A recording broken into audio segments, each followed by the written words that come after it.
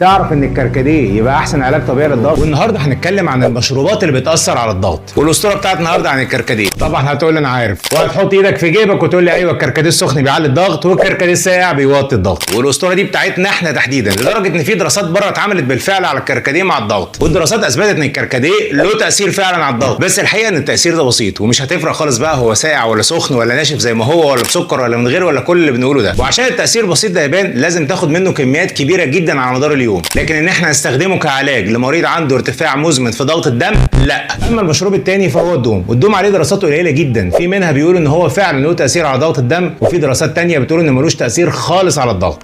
اما المشروب المفاجاه فهو العرق سوس، وده فعلا في دراسات عليه بتقول انه له تاثير على الضغط الواطي، ولو تم تناوله بكميه كافيه لمده اسبوعين كاملين فعلا بيعلي الضغط، وبالذات للمرضى اللي عندهم هبوط مزمن في ضغط الدم. وبقولوا لنا في الكومنتات حكاياتكم ايه مع المشروبات والضغط. ما تنسوش تعملوا فولو وسبسكرايب. سلام.